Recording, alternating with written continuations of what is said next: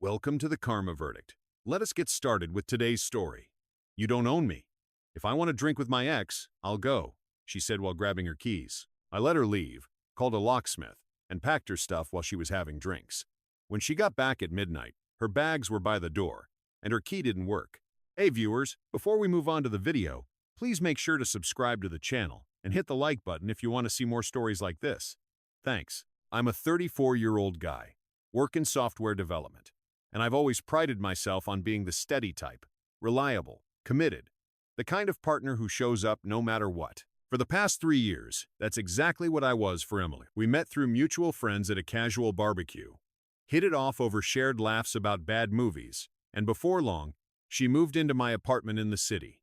It was my place originally. I bought it a few years back after saving up from freelance gigs, but I made room for her stuff, rearranged the furniture to fit her style, and basically turned it into our home. Looking back, I gave a lot in that relationship. Emily had been going through a rough patch when we started dating. She'd lost her job in marketing due to company downsizing, and her family was dealing with some heavy stuff. Her mom's health issues, a messy sibling divorce that pulled her in emotionally. I stepped up without hesitation, covered the rent and bills while she job hunted, listened to her vent for hours after tough days, even drove her to therapy appointments when she finally decided to go. There were nights I'd come home exhausted from debugging code all day, but I'd still cook dinner or run errands because she was too drained. I didn't mind. I loved her, and I believed in building something solid together. But over time, things shifted. Emily got back on her feet with a new job at a creative agency, and suddenly she started pulling away. Little things at first, snapping at me for hovering when I'd ask about her day or making offhand comments about how predictable our life had become. She'd scroll through social media and point out posts from her friends' exciting trips or nights out, implying I was holding her back because I preferred quiet evenings planning our future over spontaneous bar hops. And then there was Jake, her ex from college. She'd mention him casually, like, "Jake just posted about his new adventure trip. Sounds fun, right?" I'd brush it off, but it built up. One time, I saw a flirty text from him pop up on her phone while she was in the shower. "Miss our late-night chats? Let's grab drinks soon." When I brought it up gently, she accused me of being insecure and controlling. "It's just old friends catching up," she'd say, rolling her eyes. But I knew from stories she'd told early on that Jake had been toxic, cheated on her multiple times, left her heartbroken. Why reopen that door? I tried to talk it out, suggesting couples counseling or a weekend getaway to reconnect. But she'd dismiss it with a smirk. "Not everything needs fixing. You know, sometimes people just need space." Space. Apparently, men are going out more without me, coming home late smelling like wine and excuses. I'd lie awake, staring at the ceiling, wondering where I'd gone wrong. Had I been too accommodating, too loyal? The confusion nodded at me, but I held on, thinking it was a phase. After all, I'd sacrificed promotions that required travel because she didn't want me away too much. I'd put her first, even when it meant sidelining my own growth. Looking back, that vulnerability, the quiet doubt creeping in, made the eventual betrayal hit even harder. It felt so undeserved, like I'd built a foundation only for her to stomp on it. It all came to a head one Friday evening about 6 months ago. We planned a low-key night in pizza, a movie. Nothing fancy, but it was our routine, and I was looking forward to it after a brutal week at work. Emily had been distant all day, texting nonstop on her phone, but I didn't push. Around 7 p.m., as I was setting out plates, she walked into the kitchen dressed up. Nice jeans, makeup done, hair curled. "I'm heading out," she announced casually like it was no big deal. "Out. I thought we were staying in," I said, keeping my tone even, though my stomach twisted. She grabbed her keys from the hook by the door, not even looking at me fully. "Yeah, change of plans." Jake texted. "He's in town for the weekend and wants to catch up over drinks. It's been ages. It'll be fun." I paused, fork in hand, feeling the air thicken. "Jake, your ex? The one who?" "Oh, come on," she interrupted, her voice sharpening with that smug edge she developed lately. "Don't start with the jealousy routine. You don't own me. If I want to drink with my ex, I'll go. We're just friends now. And honestly, you being all possessive about it is a turnoff." I set the fork down slowly, my mind racing but my face neutral. "I'm not being possessive. It's just we've talked about this. Boundaries, right? If it was me meeting an ex without telling you," she laughed, a short, dismissive bark that stung more than any shout. "Boundaries, please. You're acting like I'm cheating or something. It's drinks, not a date. And frankly, Jake gets it. He doesn't smother me with all this commitment crap. You think you can control my social life just because we live together? Newsflash, I outgrew that controlling vibe years ago. If you're so insecure, maybe that's on you for being so safe. Boring even. Jake and I had real sparks back then. This is just harmless reminiscing. Her words landed like punches, twisted logic wrapping around entitlement. She justified it all, the secrecy, the disrespect by flipping it on me, making my loyalty sound like a flaw. Emily, this feels off. If roles were reversed, you'd be furious. Would I? She smirked, adjusting her bag on her shoulder. Maybe I'd trust you enough not to freak out, but go ahead. Sit here and stew. I'm not canceling because of your paranoia. See you later, or whenever. She turned toward the door, keys jingling. I could feel the heat rising in my chest, the urge to argue, to beg her to stay and talk it out. But something clicked. All those months of mistreatment, the emotional abandonment disguised as needing space, the manipulations where she'd gaslight my concerns, it crystallized. I wasn't going to beg. Not anymore. Okay, I said calmly, my voice steady despite the storm inside. Do what you want. She paused at the door, glancing back with a raised eyebrow like she expected more drama. That's it. No big fight. I shrugged lightly. No, enjoy your night. A flicker of uncertainty crossed her face, but she masked it with another smirk. Fine, don't wait up. And with that, she walked out, the door clicking shut behind her. I stood there for a minute, the silence deafening.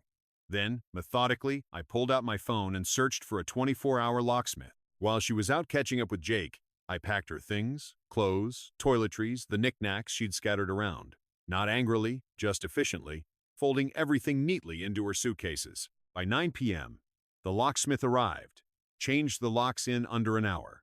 I paid him, thanked him, and placed her bags just outside the door in the hallway, covered with a tarp in case of rain. No note, no drama, just detachment. Around midnight, I heard the key scraping the lock once, twice, then frustrated, jiggling. A knock followed, sharp and insistent. What the hell? Open up. I didn't respond right away. Through the peephole, I saw her fumbling with her phone, probably texting me. My phone buzzed. This isn't funny. Let me in now. I opened the door just a crack. Chain still on. Your stuff's out here, we're done. Her face twisted, surprise turning to outrage. Are you serious? Over drinks? You're kicking me out like this? That's insane. I can't believe you'd be so petty and controlling. It's not petty, I said evenly, no emotion in my voice. You made your choice. Respect goes both ways, and tonight showed me it doesn't here. She banged on the doorframe. You can't do this. Half this place is mine. We've been together 3 years. It's my apartment, Emily.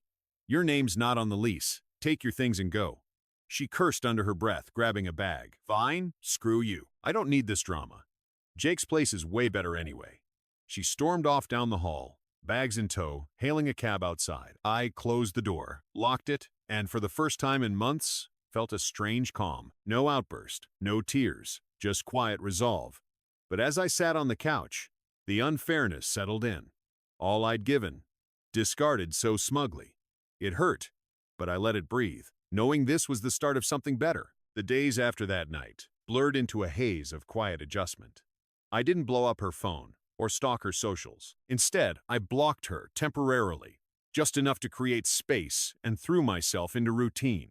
Work became my anchor. I'd always been good at my job, but now I poured extra energy into it, taking on side projects that I'd sidelined for Emily's sake. Remember those promotions I'd passed up? One came around again. A senior developer role with better pay and remote flexibility. I applied, nailed the interview, and got it. Suddenly, my days were filled with coding marathons, virtual meetings, and the satisfaction of building something for myself. But the emotional weight didn't vanish overnight. I'd wake up in the empty apartment, staring at the spot where her favorite mug used to sit, and the confusion would hit. Why had she turned so dismissive? Flashbacks played on loop. The time I stayed up all night helping her prep for a job interview, only for her to snap at me the next day for not giving her space, or when her mom's surgery went south, and I drove 3 hours to be there, holding her hand while she cried. Yet later, she'd compare me unfavorably to Jake's adventurous spirit in casual conversations. It felt like emotional whiplash, like I'd been a backup plan all along. loyal and steady. While she tested the waters elsewhere, I let myself sit with it. The unfairness, the silence. Friends checked in.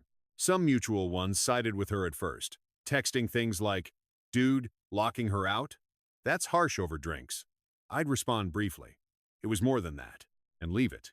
No bad-mouthing, no details. I journaled instead, scribbling thoughts late at night. Was I too nice? Did that make me a target? The vulnerability lingered, a quiet ache. But I didn't rush healing. I hit the gym, started hiking on weekends.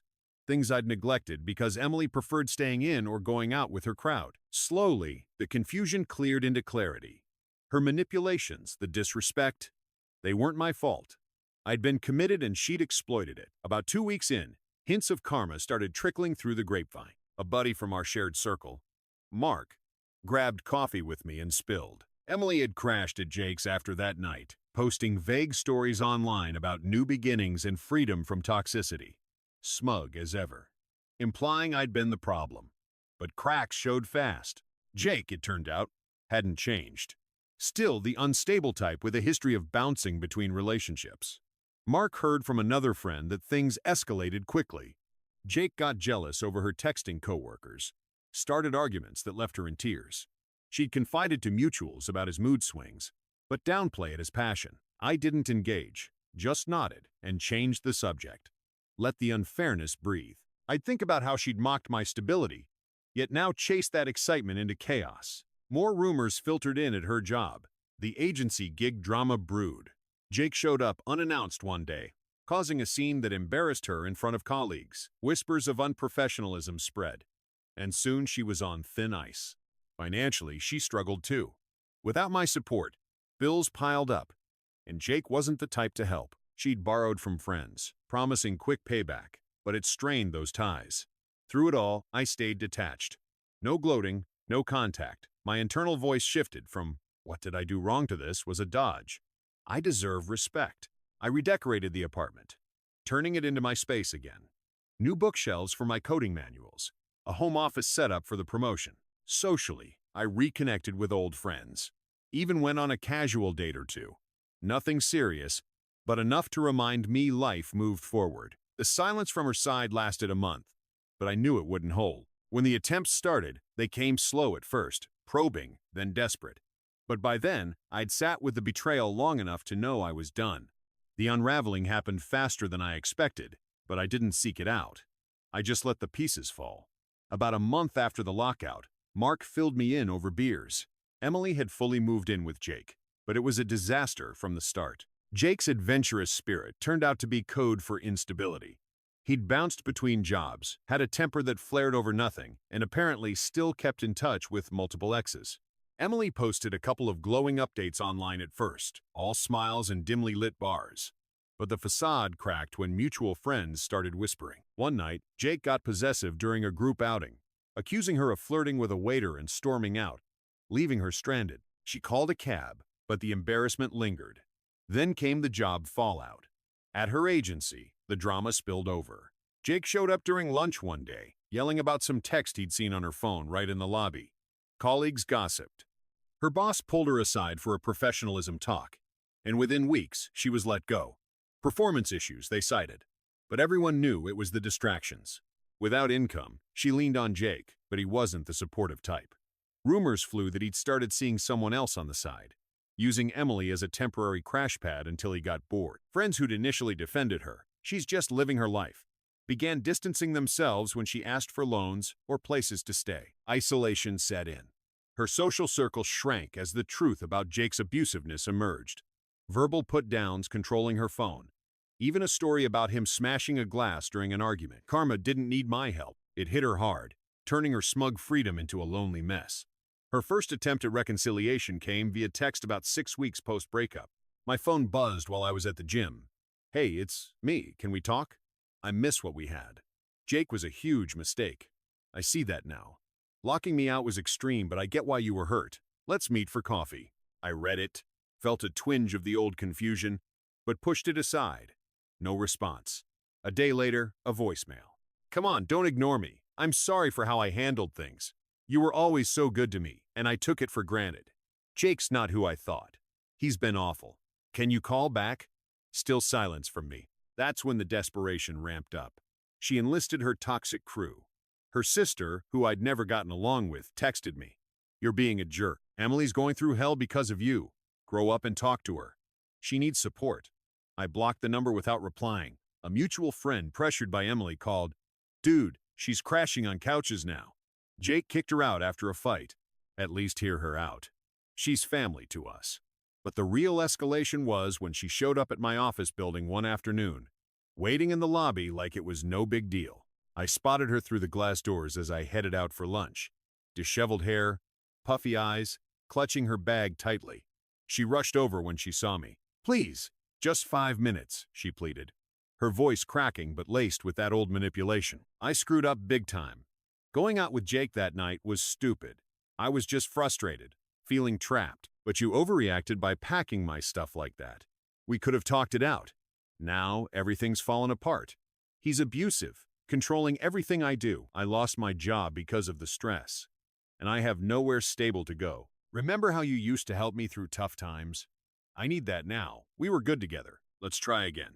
I stopped, keeping distance, my tone flat and composed. Emily, that door closed when you walked out it. I'm not interested in revisiting. Her face flushed, shifting from plea to anger. So that's it. You're just going to act all high and mighty now after everything. You won't even sympathize. This is petty. You think you're better off without me? Fine. Enjoy your boring life. But don't come crawling back when you realize what you lost. She stormed off, but the hypocrisy hung in the air. She'd accused me of control, yet here she was demanding I fix her mess. A few days later, angry texts followed. You're heartless. Jake was right about you. Too safe, too spineless. I blocked her permanently. The escalation showing her true colors, entitled Unwilling to Own the Betrayal. Mutual friends stopped pushing after that. A couple even apologized, saying they'd seen the full picture now. Her downfall felt earned, realistic. Not some dramatic revenge, but the natural consequence of her choices. By then, 8 months had passed and my life had leveled up in ways I hadn't anticipated. The promotion led to a hybrid setup, letting me travel for conferences, something Emily had always vetoed. I met new people, including Sarah, a fellow developer from a networking event. We hit it off over shared tech geekery. It was easy, respectful, no drama, nothing official yet, but it reminded me what healthy felt like. The apartment fully mine again, with a home gym corner and weekend plans that didn't revolve around anyone else's moods. The final encounter happened at Mark's birthday party, a casual backyard gathering for our old circle. I debated skipping it, knowing Emily might show, but I wasn't hiding. I arrived composed, chatting with friends about my recent hike, feeling emotionally free. She was there, cornered by the grill, looking worn, thinner, forced smiles, nursing a solo drink. Our eyes met across the yard. She beelined over, weaving through the crowd. Hey, she started, voice tentative, but desperate. Didn't expect to see you here. You look good, successful. Listen, I've been thinking a lot. What happened with us? It was my fault. Jake was a nightmare. He isolated me, cheated, left me broke. I'm in therapy now, trying to fix myself. Seeing you thrive, it makes me realize what I threw away. Can we start over? Even as friends, I miss your stability, your kindness. Please, I've changed. Her words dripped with hypocrisy. The same stability she'd mocked as boring. Friends nearby shifted awkwardly, the public setting amplifying her plea and my calm. I set my drink down, meeting her gaze evenly. Emily, I've built a life that doesn't include you anymore. I said firmly, no edge, just fact. That chapter ended when you chose disrespect over us. I'm focused on my growth now. New opportunities, real peace. You're irrelevant to my happiness. I've moved on completely. This is me protecting what I've earned. Take care of yourself. She blinked, face crumpling. You don't care at all. After 3 years, that's cold. Don't you see I'm suffering? I shook my head slightly. Your choices, your consequences. I'm not here to fix them. With that, I turned back to the group, rejoining the conversation seamlessly. She lingered a moment, then slipped away early. The reversal stark. Her desperation on display amid laughter, while I thrived untouched. Sarah texted me later that night. We'd exchanged numbers weeks prior, and we laughed about a work meme, a simple reminder of better ahead. The contrast hit her hard. I later heard through Mark she realized too late what better truly meant. Looking back, that betrayal was a brutal gift. It forced me to confront how much I dimmed myself for someone who saw loyalty as weakness. Now I'm clearer, stronger, promoted twice since. Exploring hobbies like photography on those hikes. Even planning a solo trip abroad. Sarah and I, we're taking it slow, but it's built on mutual respect. The kind Emily never valued. Karma handled the rest.